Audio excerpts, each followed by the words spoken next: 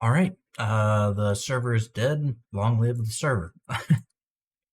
um, so last night I gave it my final attempt to back up the website. After spending a day and a half on it, I finally came to the realization that I had spent more time trying to figure out how to back it up than it would be just to make it again. So with heavy heart, I deleted the website and began the process of moving all of the data off of the server and to a temporary storage solution. So the data was moved on to my Xeon drive pool, and then after moving all that data, which took about 5 to 6 hours to do, I went back in and started rebuilding the server. So the server now runs, let's switch over here. Yeah, the server is running a different configuration underneath the pool settings. So if we come over, does this show me? No, this shows me the disk. Yeah, so we've got 4 VDEVs here, each RAID Z1. So I'm losing a lot of storage space. So I'm going from 256 terabytes of storage space down to 162. So pretty significant drop in storage space, but I pick up redundancy. So each of these is, and I'm not going for crazy redundancy. I could do more, but I'm not going to. My goal is to be able to have one drive failure, and that's okay. If we have more than one drive failure, it's a bad day, because that's just not built into it right now. But the other thing that I did was I went through and I broke the link aggregation on the 2 networking cards, so those are no longer link aggregated. But as you can see here, we are transferring data across both networking devices. So this was a bit of a learning curve for me, but you can set up SMB multi-channel, and after pulling a little bit of hair trying to figure it out, there's good documentation on how to do it for TrueNAS Scale, but none for TrueNAS Core. So I went in, started looking, poking around, found the file to modify, and then modify the values, and now this is link aggregated. I don't think I still have it open. It truly does full link aggregation. I say link aggregation, multi-channel mode. So I was able to hit roughly 17 gigabits per second, which is pretty phenomenal. So I was using, 2 10 gig links in parallel, and was able to write data in that fast of a fashion. So this gives me a lot of hope for what we're doing going forward.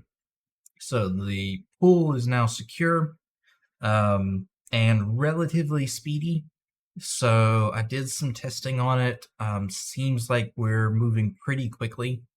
So that is good. The memory and CPU are going to change in the near future. So those are slated to be redone.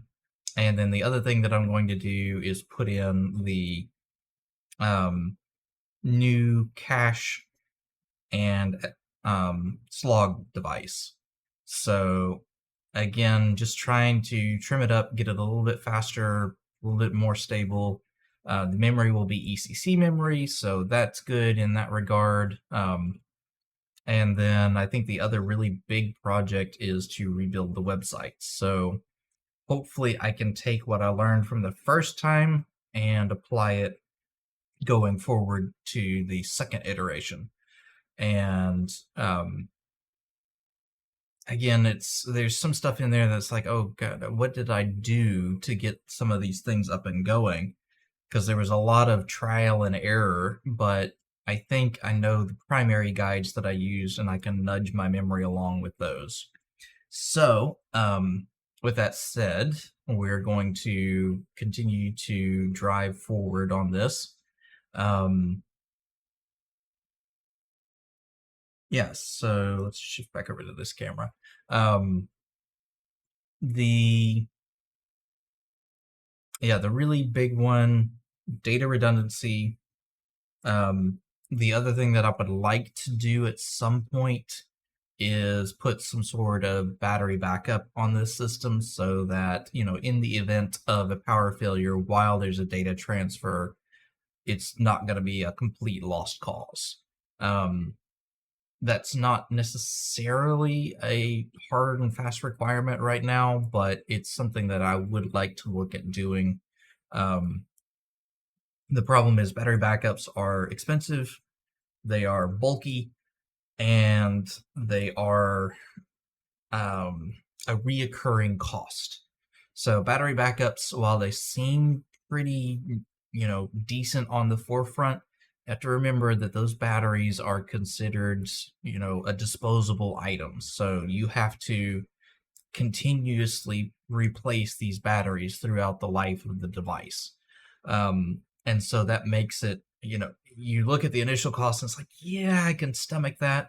And then you look at, a couple of years down the road, those batteries have to be replaced. It's not really a couple, but they have to be replaced.